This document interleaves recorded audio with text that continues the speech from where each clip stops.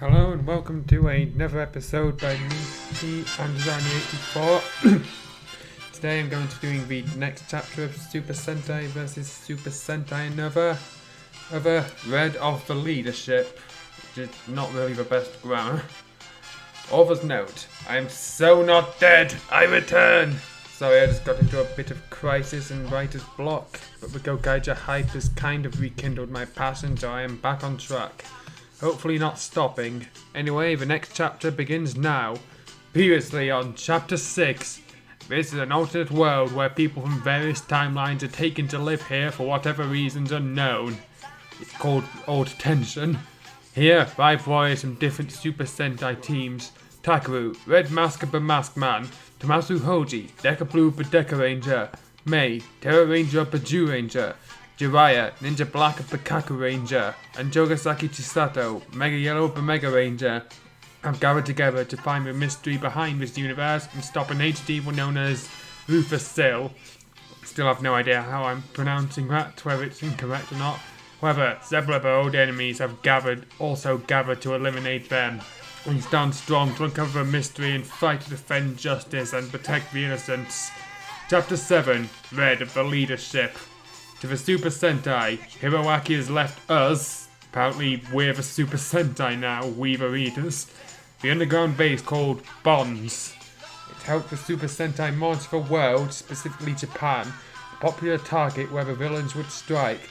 As of the current, the Super Sentai was doing activities like any normal human beings would do.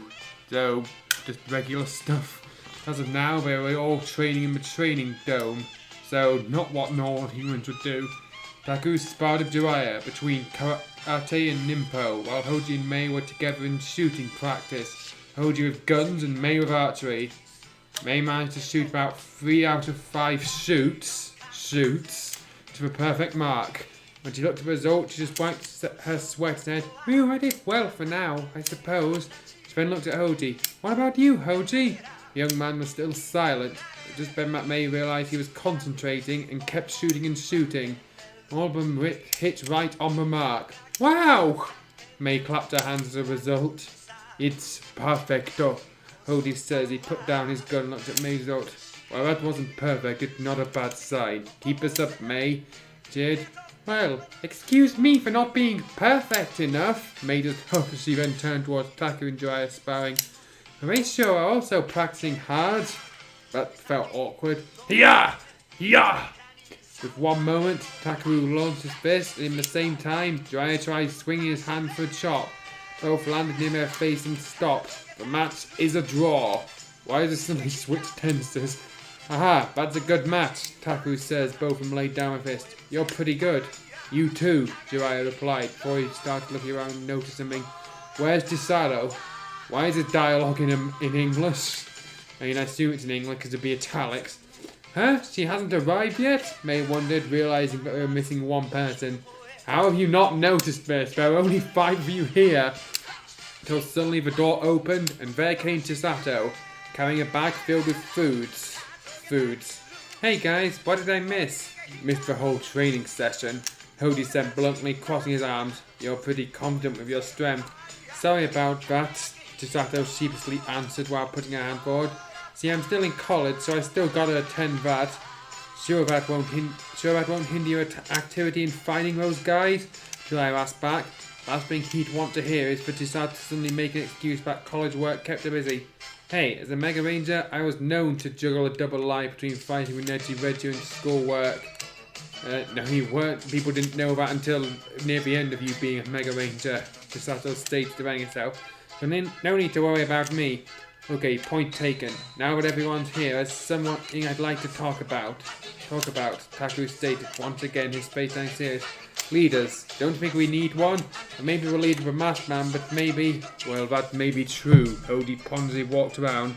"Taku may be the most senior and the Red Warrior, but he is the least advanced in terms of technology, so you're telling that you, being the most junior and recent, become the leader, Hoji?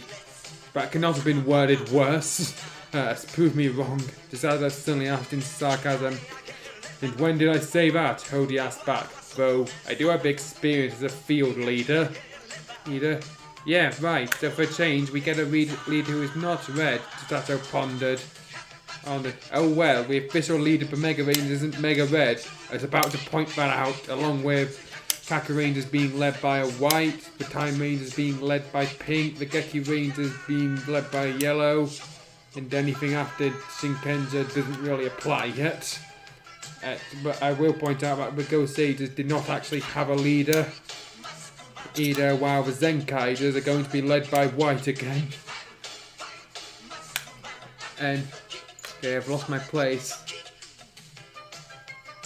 Well, if I am the leader, Hoji wouldn't until he said, first thing I'll ask you to do is something about this double life. What? In a sudden, Tazato raised her voice angrily. Are you saying that I should abandon my college? Don't you trust me? This is a serious business, Hoji shouted back. It's no longer only the Neji Reggie you're fighting against, there's also alienizers, along with Tube, Bandora's minions, and the yokai. It's going to be a harder fight. School and fighting evil are two completely different things.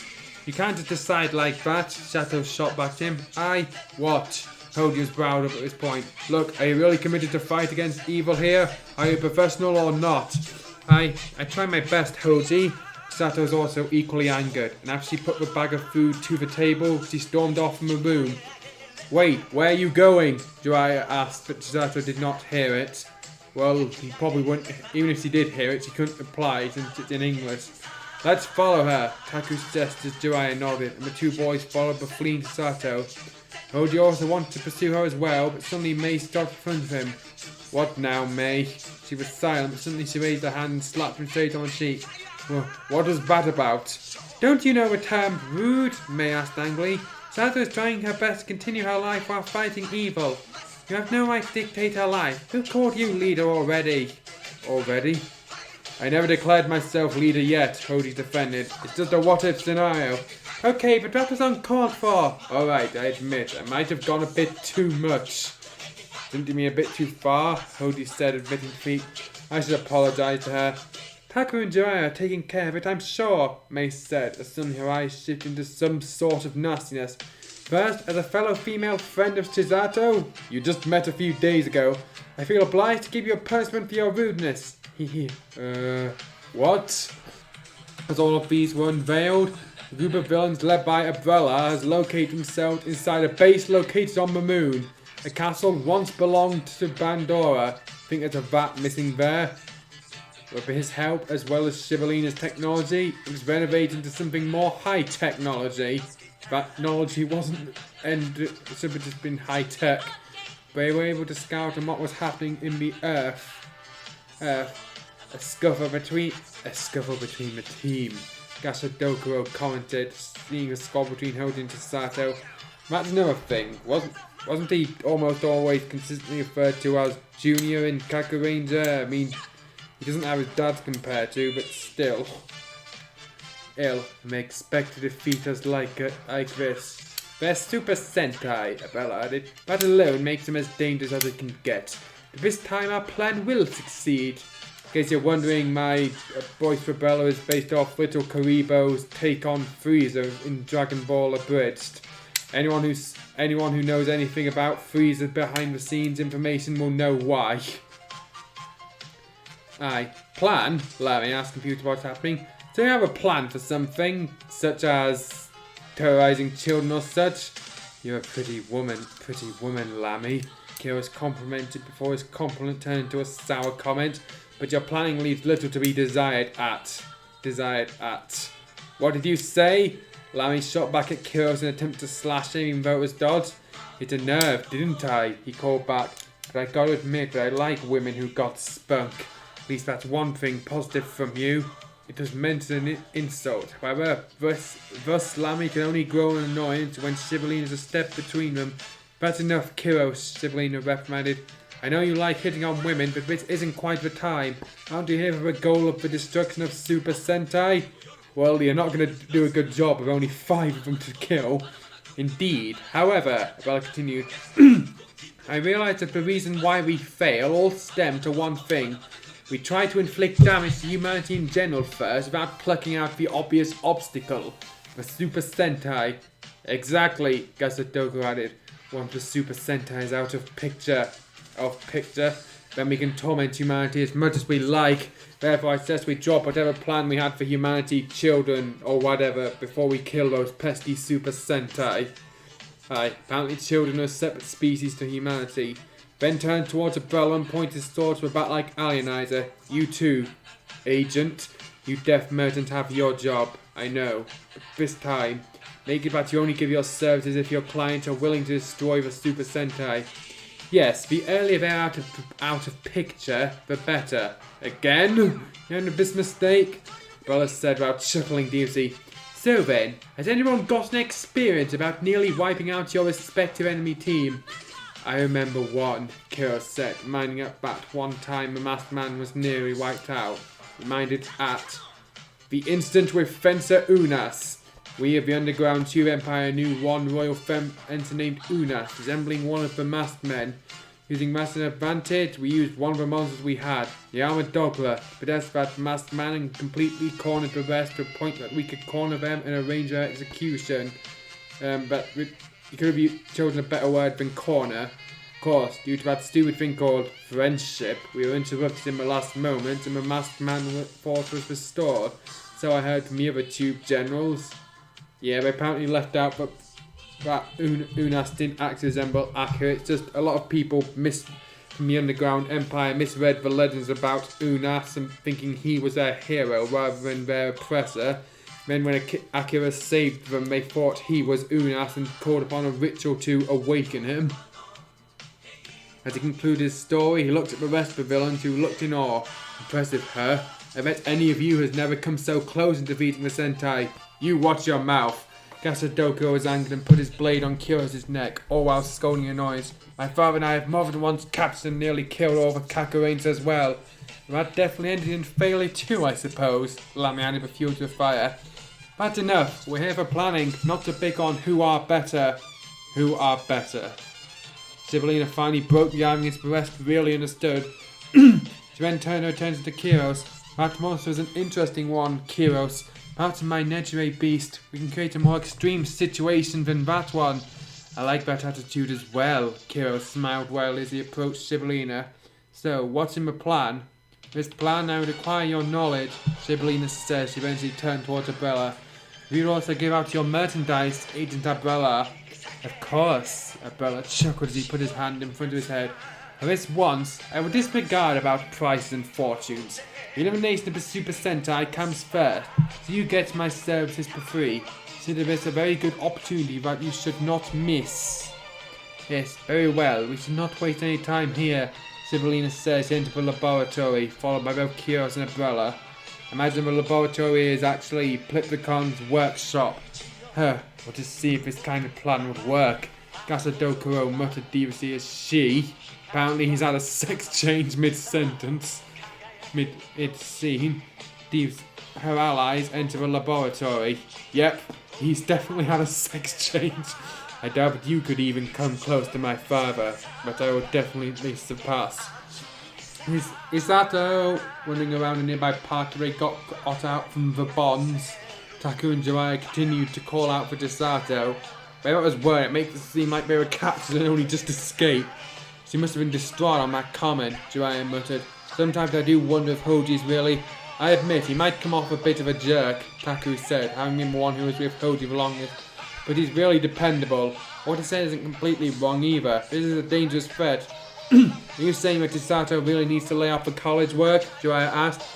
After his experience of high school, he admitted that it was quite fun, even if it's for several days only. It wasn't even that. The guy went...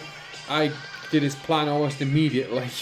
As he knew, after high school there was college. Must have been fun as well. No, I'm not saying that, Taku defending himself, but I was just saying that she needs to put more effort in her double life for now, without neglecting either. Although important, well said, Jiraiya nodded, impressed with Taku's wisdom. For now, we search for her and tell her it's okay. To make things quicker, let's split up. What? Taku was puzzled at hearing it, as he wasn't really familiar with the English language, even if it was broken like Hoji. Didn't this guy grow up on Kikaida, a show where half the theme song is in English? Hey, what are you two doing here? Instead of my head to Sato calling them as she approached them, cancelling their plan to split up. Oh, there you are, Chisato, Taku called. We were looking for you. We just want to talk. Is it about my college? Chisato's mood suddenly was ruined again. Her smile became sour as she hung her head low. I'm sorry, but I can't really abandon my education again. It's alright if you replace you? No way, Jiraiya defended her. You're irreplaceable. I'm sure Hoji didn't really mean that. But if I really became a burden, Chisato insisted until Taku held her on the shoulder. Okay, Chisato, take a deep breath, relax, and then sit down over there. Taku said as he pointed to a bench located in that park. Maybe it'll help you calm down. As instructed by Taku, Chisato did what she was told to and sat down. She felt a bit relaxed, true to Taku's advice. As the minute passed, Taku started talking once more. Listen, I'm not saying you're a burden, nor do I approve your double life as both a Sentai warrior and a student. They're both important. Hoji wasn't completely wrong either. There's an earlier threat that has never been so big. I mean, more than one faction joining each other.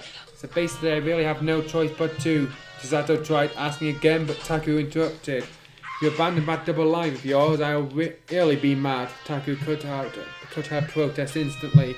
Those two are important. It's not right to sacrifice one. I wouldn't know since I only ever operated with one life. If all I'm asking is that you intensify your efforts in that double life, you'll need them. Well, I guess that's one way to put it. I should be able to do it. Finally, Chisato managed to smile, her spirits rising again. If I could have a double life of being a Mega Ranger, this shouldn't be too hard. I should just try even better than before. She clenched her fist, showing her determination to face the new challenge of life. Thanks, Taku. Great, Jiraiya nodded, adding a smile. Let's go back to Bond. I was pretty sure you bought something. About food, perhaps? Chisato said he got up and along with the boys, she started walking away. It was meant for an after-training meal. On the other side of the city, however, Hoji was carrying a few shopping bags while Ray was walking in front of him. What have I done but I deserve this? Hoji sighed as the weight of the bags got onto him. What have you done? May said in a rather playful tone. Because you're being a jerk in the way you express things. Just try to recall all your mistakes. This is a pretty light punishment, you know. Well, how are you going to pay this? Hoji retorted. Don't tell me. Look, the Bond is not a bank, you know. It doesn't produce money. We could go bankrupt if... No worries, I'm not buying much, May said until she suddenly shifted her eyes, as if looking rather sinister. If she's not buying much, then why are the bags that heavy? Or would you like a heavier punishment where I go on a shopping spree and have you pay for all of it?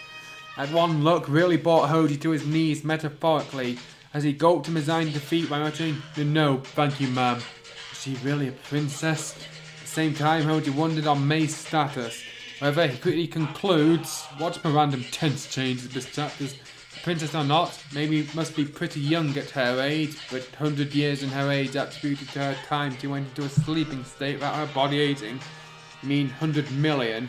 Would be converted to act like a normal girl, liking cute things or shopping. Did they have shops back in prehistoric times? And speaking of cute things, as such he continued to walk, following May as he suddenly stopped on a store which sold several cute dolls. Shouldn't be in front of a store? Ah, this is so cute, May stated, looked at a bunny doll on the stand.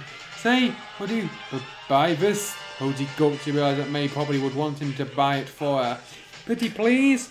May then made an expression which involving making her eyes wide and slightly watery. That should have been involved, not involving. Putting her hands together as if pleading to Hoji. I wanted to buy that during the breaks of the battle of against Bandor, but I never got the chance. Why not? Now that I could. Well, it's only once. This girl trying to take advantage of me. Yes, she is. Hoji wondered. He looked at the price tag of a doll. It was quite expensive too. But then when May used to express the plead for him, Hoji was not that much of a heartless man to dismiss it. He's having trouble to decide whether to accept or not. However, in a sudden what? They heard people screaming. This moment, Hoji knew that perhaps the brother and his new team was causing trouble.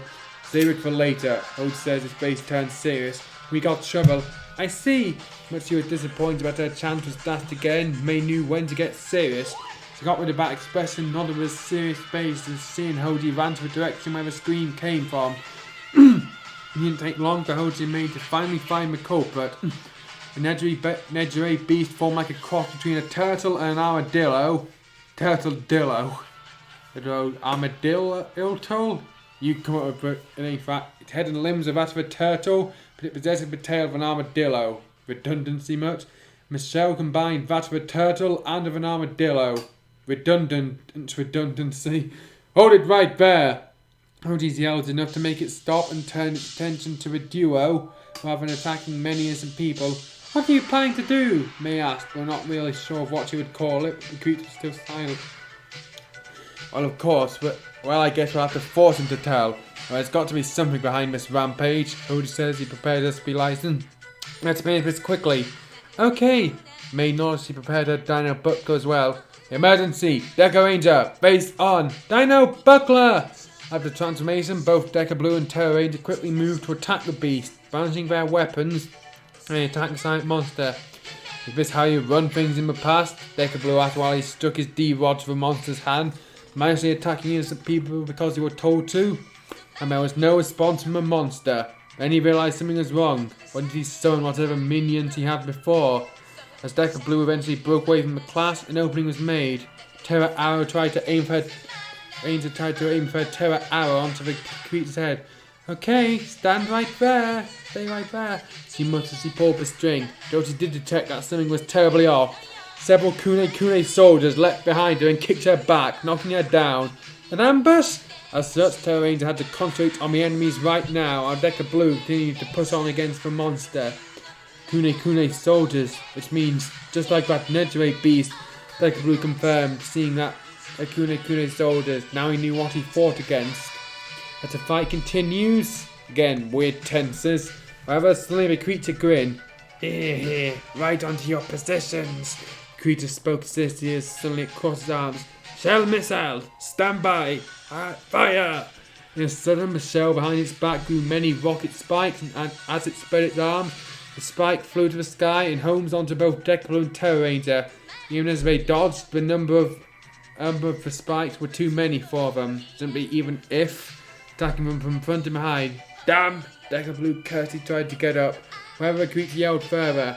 Now, this is the power of the shell, Nejire! The creature, finally stating his name, suddenly made a copy of his shell. It attached itself onto Terror Ranger, transforming her back into May as the armor circled and restrained her arms slightly.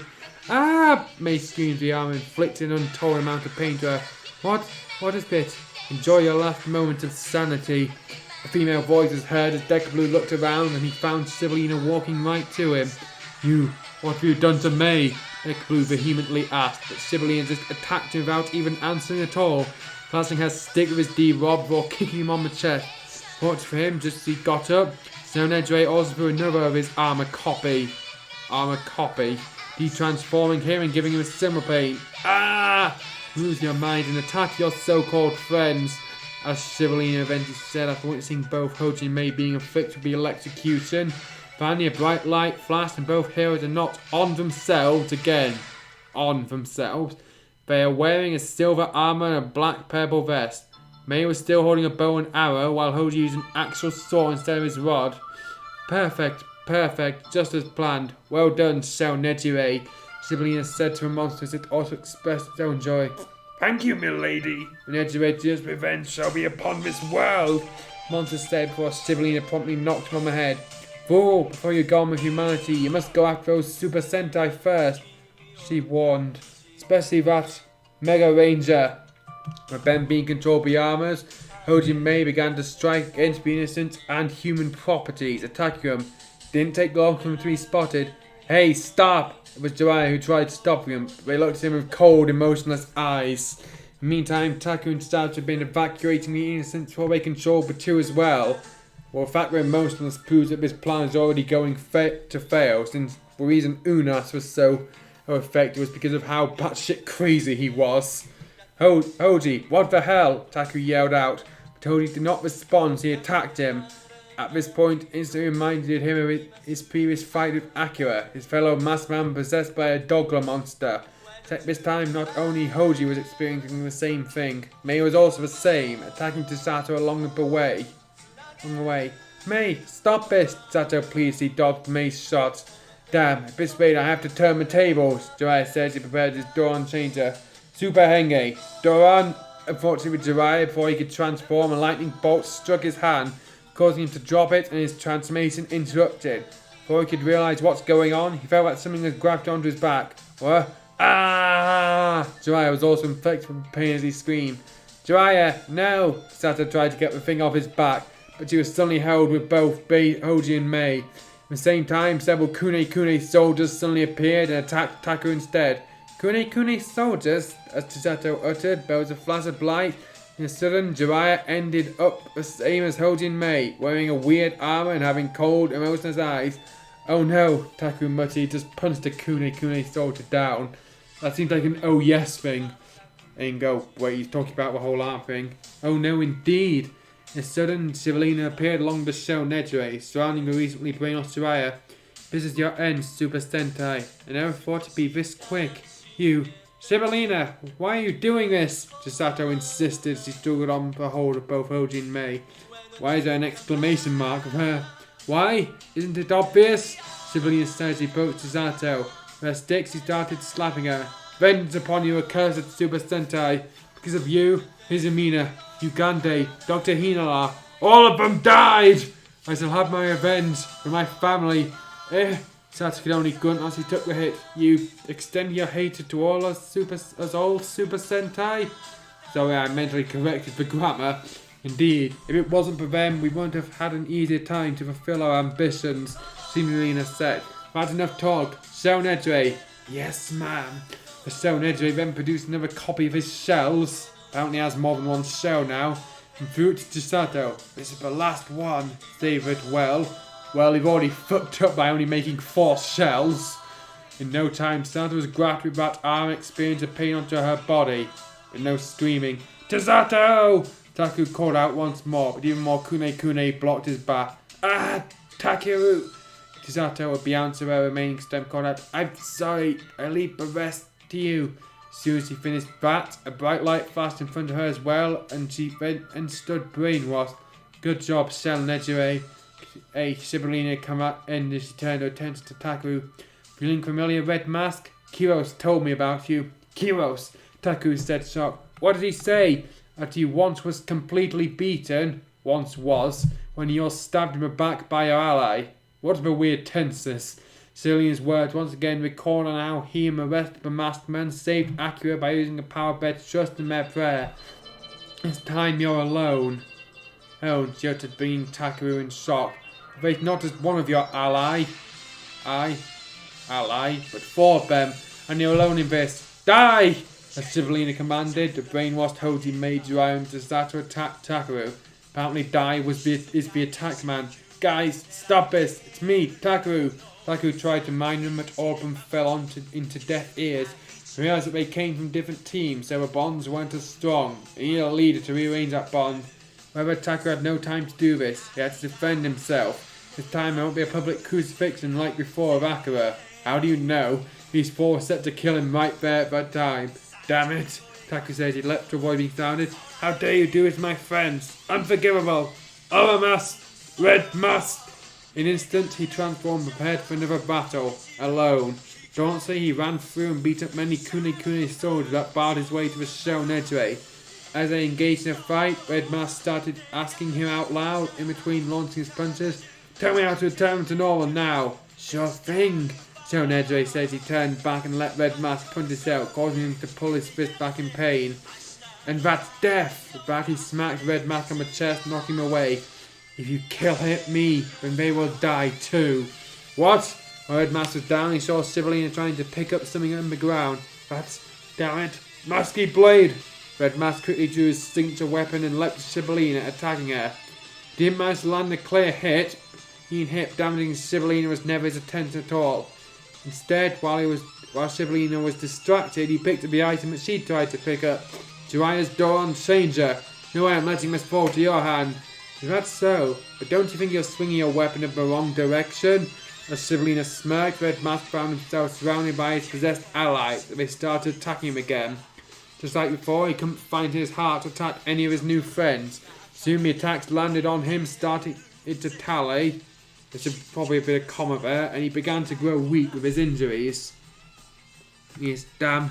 This is how I'm going to end. Red Mask struggled to get up to his 2 feet after an attack from both Chisato and Jiraiya knocked him down. Suddenly he took the right information from Kiros and made the effective X bigger. The Shell Nedre was merely a facilitator. The biggest threat that came from his possessed four friends. Where at the last moment he remembered that dream where his friends Malice. No, I can't give up here. If I fall here, then the world. Red Maskman stood up and put his hands forward, forming a symbol. Meditation! He shouted. He concentrated, releasing several aura from within. The aura struck his four allies, but in the case of Chisato, however, managed to land a hit somewhere above her, causing a certain black orb to appear flood cover. What? Perhaps that is the source. What is this certain black orb? Betting every last ounce of his fighting strength, Red Mask drew his masky blade again and concentrated. Coincidentally, Chisato was first to get up, in turn ran towards Red Mask. Shell Nedre, however, managed to spot something. It's detected! Unheard of, people! He was shocked to hear that. Fall back, it's too dangerous, Sibylline shouted, trying to command Chisato. Well, it was too late for her. Maybe he shouldn't have gone with these black orbs. I mean, the reason Armored Dog was so effective was not only that he didn't rely on these black orbs, but that his effect persisted after he died. Now, Red Mask exclaimed as he suddenly jumped and sheathed his sword. The drawing was just a feint. Quickly he drew his gun and shouted, Laser Magnum! But he shot the orb, destroying it. On its destruction, the armor once again injected pain onto Chisato's body. She screamed in pain, though also managed to survive as she slumped to the ground. Chisato, Red Mask reached and carried her as his strength started to fade away. Thanks to the explosion, Sibylline was unable to see that Red Mask fled to Chisato. That was a lucky shot, she cursed. Well, that wasn't too bad, Lam exclaimed as she and Gasadoko watched the events unfold in the castle. What? Are you giving up that easily? Admit that they're better. Better? Gasadoko, however, protested. So mean, I didn't mean that, Lammy protested and pouted. You certainly are different from my darling Griforza. I missed him. Of course I'm different, Gasadoko continued to protest. I'm better and stronger. After wonder if there's a Power Rangers reference in that line of dialogue somewhere. So I point out that Gasadoko is the character known in Power Rangers as Rito Revolta, while Griforza is the character known as Golda. Are you hitting on me? Lammy snapped again, thinking that Gasadoko had the balls to even hit on a married woman. Well, he certainly does have something dangling from his crotch. Rather than arguing like that, maybe we should just enjoy the destruction of those Sentai. Watch of all these awkward pauses in the dialogue. Bella arrived just in time to break away the fight. Break away. They're nearing their distraction with how things go. Genius or not, but different is success. The group was then silenced as they just watched. Red Mask managed to carry her into an empty house near the docks area until he was exhausted and de-transformed. Around this time, Sato started to be gaining consciousness. What am I doing? She gasped after remembering what happened to her, being possessed by a monster and attacking Takeru. When she looked around, she witnessed Takeru heavily breathing and exhausted. Takeru, Sato, you alright? Takeru just asked, looking at her to sight sweating. This is no big deal. I'm sorry, Takeru. Sato held him on the shoulder, getting him to sit down and lean on a wall to rest. His young head low and saying, I wasn't. No, it's okay. We're caught off guard. Again, what a weird tense changes. It's not your fault. Obviously, you have double life and all. You saved me. Sato says she faced and gave a smile, showing her gratitude. I have to make it up somehow. Oh, alright, I know. Taku, rest here. Eh? Taku was shocked hearing it. I can still fight. I'm not as tired as you. Sato says she got up, her confidence returning. I'll save the rest, so please just rest here until you've got your strength back. Taku wanted to stop him. Jesus, even girls are getting on the sex changes. But Chisato was right. His spirit may be still burning, but his body needed rest. He just smiled and continued. Very well, I'll leave it to your capable hands, Chisato. You can do it. You know how to save him. In a sudden, Chisato became quiet. She didn't know about how Taku saved her, or have a detail on how to do it. It was at that time Taku finally told her, there's something invisible above their heads. It's controlling them. You can detect them. Taku also handed down something. Jiraiya's door on changer. When all was done, give this back to Jiraiya. Sato took the word onto her head carefully and started thinking of a way to discover it till she realized she did have a power. I know how to do it, and I can. Leave it to me, Taku. Taku nodded. Sato left the house. Thought it was a dot. Wait to me, guys. I'll save you, she muttered as he finally prepared to transform. Install! Mega Ranger! Mega Yellow runs for battle once again, alone. Come out, Mega Ranger! Maskman! Sibley and she along with Michelle Nedre were wreaking havoc towards the innocent in order to beat Taku and Tazato into a battle, or else these humans die. Fortunately, Michelle Nedre noticed something. Hojime and Jiraiya, despite being controlled by armor, only did property damages rather than attacking the humans. Man, you really are a poor man's substitute for Armored Dog. The first thing Akira did upon being possessed was attack a bunch of innocents. The hell are you doing? Go attack these humans!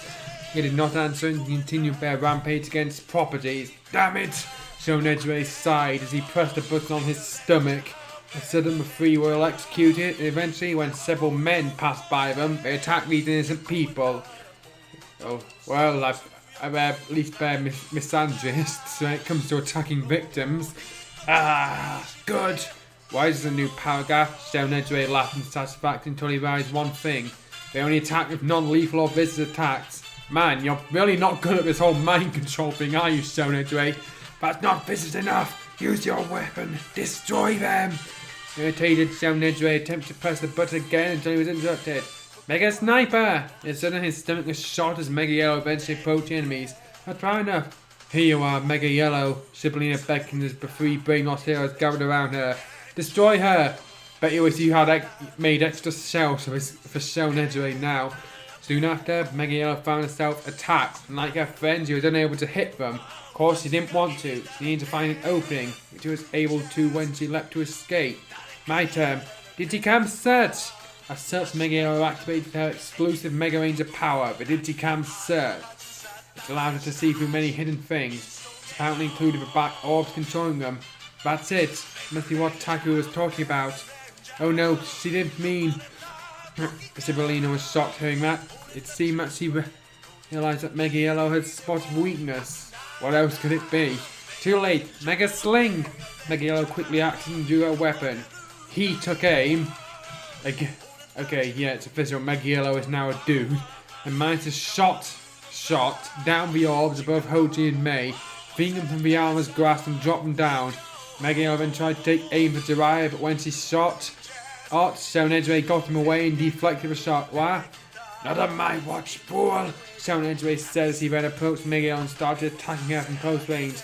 You got guts, Mega Ranger. That's why you're seriously pissing me off. Now die for my Nedre brothers and sisters. Mega Yellow struggled against the attack, but he was still only getting overwhelmed. Even more, Shonedre called forth Jiraiya, so he acted like his shield, disabling Mega Yellow to attack him. Struggling continued for several minutes, till there was a sound of explosion. And Jiraiya screamed as he fell to the ground, fleed from the armor.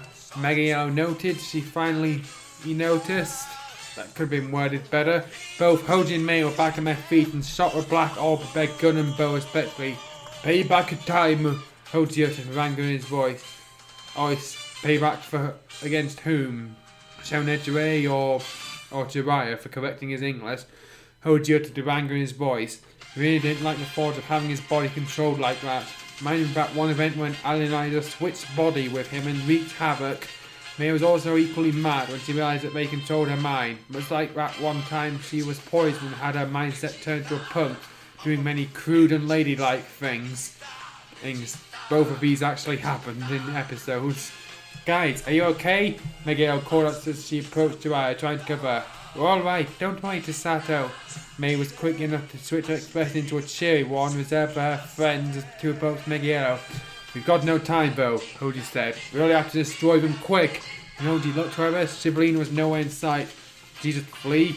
Well, no matter. We'll destroy that monster then. Why didn't the monster flee? When looked at Jiraiya was getting up. So you can continue? There's no rush. I'm fine. No problem. Jiraiya nodded. He got up and bed transform. Let's go, Super. Jiraiya? Mega Yellow says he tapped on Jiraiya's shoulder and handed his door and changer. Oh right, thanks, Jiraiya says he along with Hoji and Mei bed transform. Emergency, Deco Ranger, face on. I know, Buckler, Super Henge, Doran, Changer. Three transformed and ready to fight. Shouldn't that be worried fine? However, something bugged Mega Blue. Where's Taku? Don't worry, he's just recuperating to his wound. That's either recuperating his wound or tending to his wound. You risked a lot to save you guys, you know, Miguel said. It was because of his hint, but I could save you all. I see, Decker Blue noticed before he finally turned towards the Shounedre. You call yourself Shounedre? Matt Case, taking over control of men's minds, assault towards humanity for no apparent reason. It's a perfectly apparent reason to destroy you. Judgment! Without giving any chances, Decker Blue immediately applied the judgment time to Shounedre and he instantly received a red X. Delete approved. What the hell was that? Delete? Don't make me laugh! Shounedre protested. In that most of the monsters earlier than Uriel were more or less all evil, Ninja Black commented. I don't think you should. Perhaps we can't be too sure, Decker Blue commented. It's certain that Ninja Black was reminded with his experience. Something of his experience with the yokai Zaski Warashi. Despite being with the all evil yokai, he was a good monster. Ah yeah, sorry I asked, he noted. No worries, that's why I'll need your help. I may not do judgments now, but if their chance of the enemy may be ambiguous, that's when I'll use it. Decker Blue confirmed. Anyway, let's go. On his command, Decker Blue had the team attack Shounedre, who responded with sending out many Kune soldiers, which they began quite the brawl. When these Shounedres had enough and took position. Shell missiles, fire! They launched the shell homing missiles, they homed onto the Sentai warriors. However, they're ready now. Prepared their guns sidearms. With these sniper, ranger gun, kaku laser, and mega sniper, we their best shoot down every single of missiles, since some of them also shot down the Nedre beast on the stomach. However, one missile flew straight to Ninja Black and didn't shoot it. Man, imagine if these missiles are what caused them to turn into monstrous slaves. Jiraiya! Terror Ranger shouted, worried on Ninja Black's safety. Where he just grabbed the missile out of his bare hand. Now get a taste of your own medicine. He jumped through the missile to a monster. He tried covering himself with his shell. Did him no good and his shell exploded, although not enough to kill him. But along the explosion there was a text-written boom that came out. What is that boom thing? Decker Blue asked. Looks as if it came out from a campy film or sort. Oh, well, you don't need a mind bat. At least it gets the job done. Ninja Black shrugged. Huh? Ranger then suddenly sensed something. Turned out we missed out one missile and it was heading straight to him, and it was a big one. Guys, look out behind! Ha ha ha! Shounedre laughed as he got up and saw the Sentai warriors preparing. I still got another trick up my sleeve. Up to my sleeve. You better enjoy your last moments. That too isn't necessary. Laser arrow! We yelled. Now Dash said Onedre's hoped as a beam went through the missile and destroying it.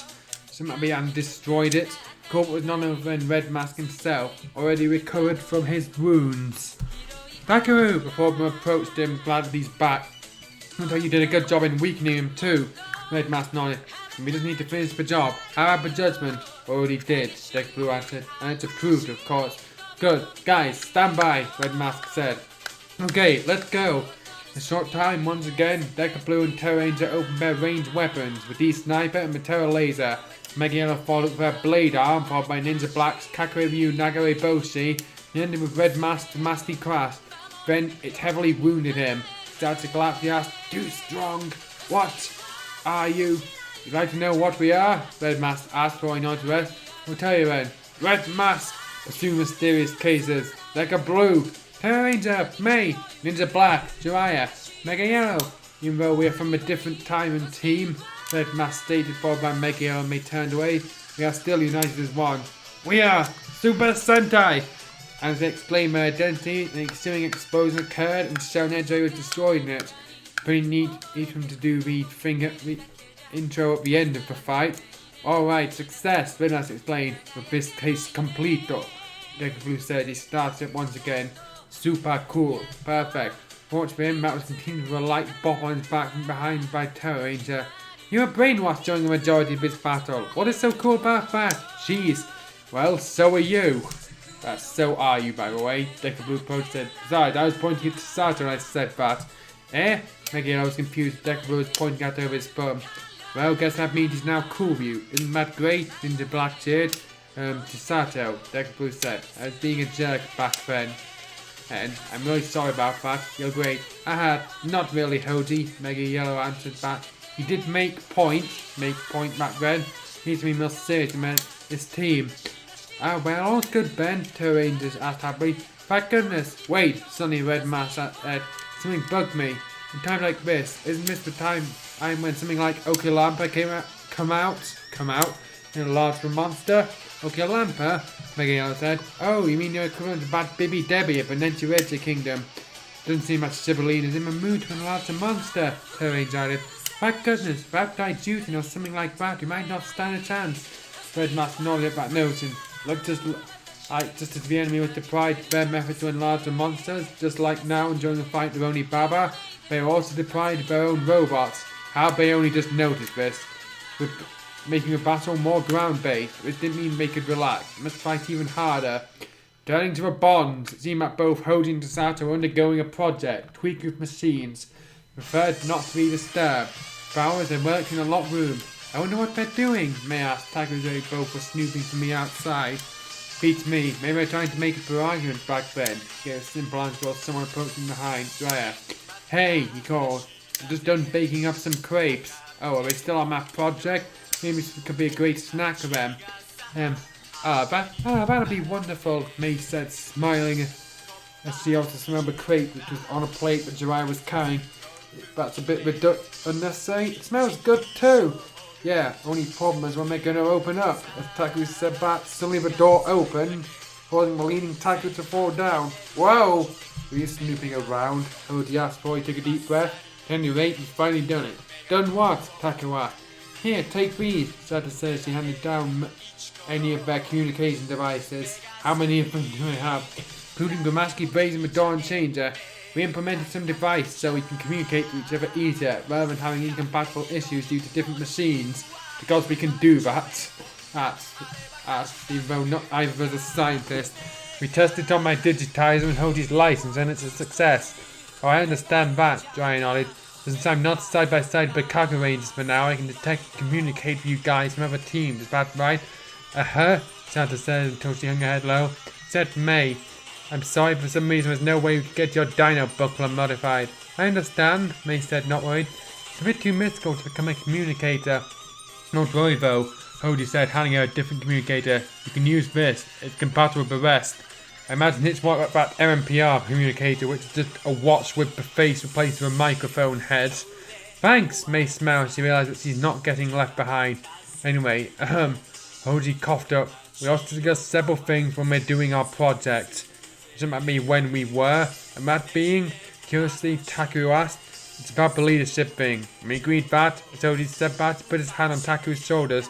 You're the most fitting as leader, Taku. Whoa, really? Taku asked. I'm not as technologically advanced as, that doesn't matter. I agree with them. Jiraiya added, agreeing Hoji. Technology did not matter in leadership.